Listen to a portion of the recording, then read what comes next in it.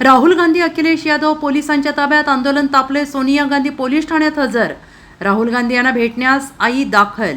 एक मोठी बातमी आपल्या समोर येते। काँग्रेसचे नेते राहुल गांधी यांचं गेल्या 3 तासांपासून पंतप्रधान नरेंद्र मोदी यांच्या निवासस्थानी ठिय्या आंदोलन सुरू आहे आणि आता आंदोलनस्थळी पोलीस पोहोचले आहेत।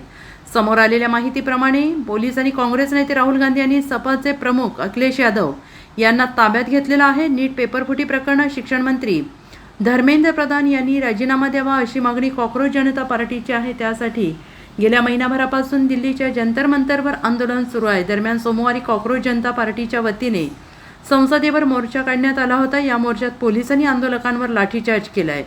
त्यामुळे देशभरात वातावरण चांगलंच तापलेलं आहे।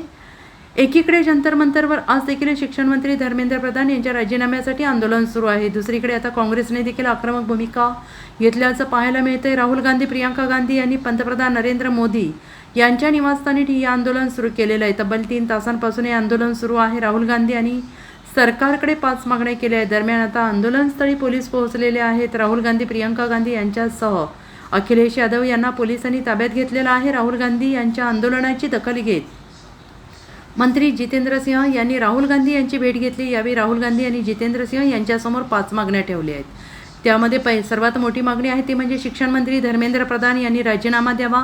त्यानंतर विद्यार्थ्यांच्या आंदोलनाविषयी केंद्रीय गृहमंत्री अमित शाह यांनी संसदेत निवेदन द्यावे। नीट पेपरफुटी प्रकरणाची सखोल चौकशी करण्यात यावी अशा मागण्या राहुल गांधी यांनी केलेल्या आहेत। दरम्यान राहुल गांधी यांच्या मागण्यांबाबत सरकार सकारात्मक असल्याचं मंत्री जितेंद्र सिंह यांनी म्हटलंय।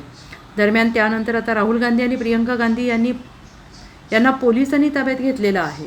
Bureau report, SBN Marathi, Delhi.